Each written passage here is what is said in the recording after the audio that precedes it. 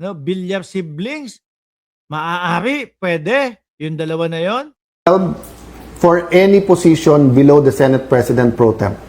So, kahit anong chairmanship, majority actually pwede. Sandali, kapag ka Villar siblings, sekator yun. 14 yun. Yun kahit papaano, makapal na majority yun. Hindi yung kay Peter Cayetano na pilit na majority. Di ba? Na. Kaya kahit 11 all, pag nawala yung isa, 10-11, masusunod na yung 11. But for Senate President, for quorum, and for Senate President Pro Temp, you need 13. No? So, ilalaban po natin to, hindi dahil nilalaban nyo ang Senate. Sabi ni Sir Edong, si CLTG, magagalit ang mga DDS kay CLTG kapag ka lumipat yan. Ano? O pwedeng, makikiisa na po ako. Huwag nyo na po kayo padala sa ICC. Pero hindi talagang kapag ka hiniling ng ICC, na-aresto si Bongo, ganyan din po ang kalalabasan niya kay Bato de la Rosa din. Senate Presidency ni Alan Cayetano. Hindi. Kung hindi dahil po, mahalaga sa atin ang 1987 Constitution. Dahil po, hindi ito isang pirasong papel lang. I'm issuing a memo to the Secretariat and to the Office of the Sergeant at Arms to keep the Senate open tomorrow. We will have the Blue Ribbon Committee. Yan. As Senate President, nasa authority ko po ang premises ng Senado. Do not padlock the Senate. Do not have an excuse na may rally. Parati naman may rally sa Senate. Do not tempt the Filipino people to come out in thousands, hundred thousands, and millions. Uy! Ay, umabot ka pa ng milyon Hindi ka ba naman gago? Sorry, pasensya na. Ang lakas ng imahinasyon mo. Birthday nga ni Sara Duterte, walang pumunta. Ang dami-daming inihanda. Puro saging, puro kung ano-ano. Walang pumunta. Tapos ngayon, sa'yo, milyon pa ang ine-expect mo. O, wag i-push yung taong bayan na pumunta. Milyon ang ine-expect mo. Yung kay dating Pangulong Duterte na ubusan ng mga tagasunod. Tapos ikaw, milyon pa. Abay, gago po ba kayo, sir?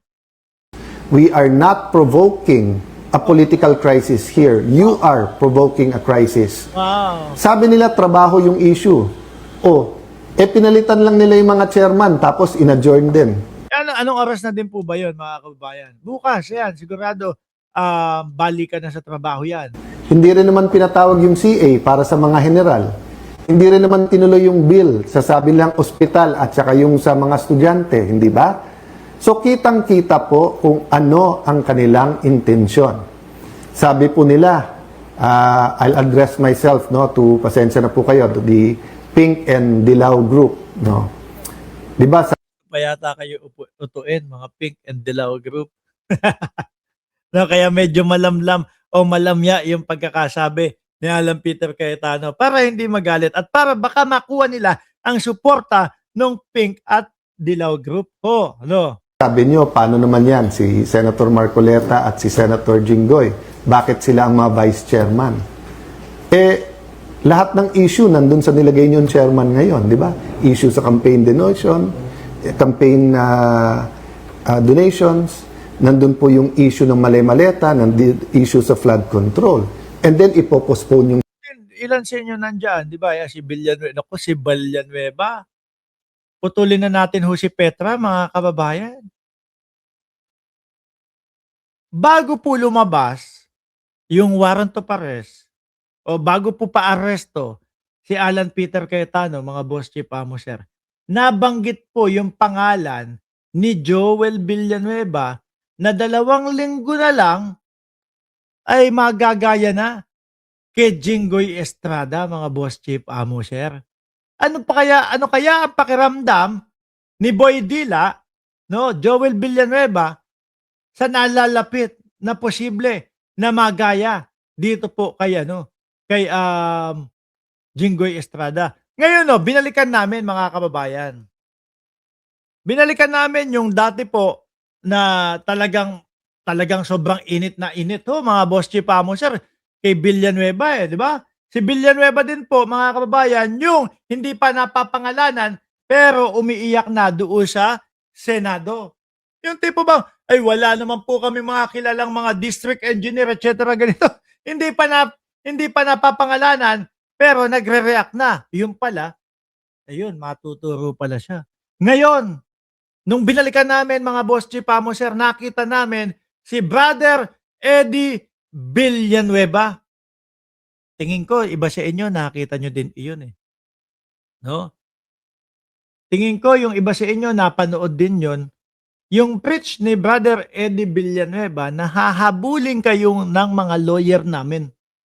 Basahin po natin ito, mga kababayan, October 19, 2025. Kasi po, pagbabantayon doon sa mga kumakalaban kay Boss Joel Islord at kay Boss Joel Villanueva. Sabi dito, Manila Senator Joel Villanueva on Saturday lashed out at his critics amid controversy surrounding his alleged involvement spurious flood control project. Hindi po ba ito set up, mga magulang at kapatid, sa mga sa mga kinaaway at nilabanan natin sa mga nakaraang panahon, lalo na sa sindikato ng flood control? Meron kayang nagagalit at pilit ginugulo ang istorya, ang totoong pangyayari para siguraduhin na i-set up si Joel Villanueva? Ayan. In a speech during anniversary celebration of Jesus is Lord, Villanueva firmly denied any involvement of accusation against him. Kaya po, kaya ko pong tignan ang bawat isa sa inyo dito, mga kapwa JIL ko, mata sa mata, wala tayong flood control, hindi tayo sangkot sa katiwalian. Sabi pa dito, ano po, ni Brother Eddie Villanueva, sabihin mo kung humingi sa iyo ng flood control project, magre-resign ako bilang senador. Sino ba may sabi? Evangelical, hindi ilan. Nasaan ba dito yun? Si Senador Robin Padilla na isang Muslim, nung makilala si Joel, yung pagkatao ni Joel, sinabi niya handang-handa siya ipagtanggol kahit kanino dito sa mga false accusation kay Joel. Yung kasama din po sa speech o yung preach ni Brother Eddie, habulin kayo ng mga lawyer namin. Inaalam nyo, inihintay ho namin yun, mga kababayan. Kasi isa tayo doon sa mga nagko-question, nagtatanong at bumabatikos kay Villanueva. Parang wala naman ho, mga Boss Chief Amo, sir. Ngayon, eto nga, binilangan na ng araw. Tingin ko, kulang 2 linggo na lang ho, mga Boss Chief Amo, sir, ang taning dito kay Villanueva. Ano kaya ang gagawin ni Villanueva? Tatago kaya? Sa tingin nyo? Hindi naman, wala naman sa karakter ni Villanueva yung mukhang manlalaban. Sa Senado din ho kaya aarestuhin si Boss Joel Villanueva, mga kababayan?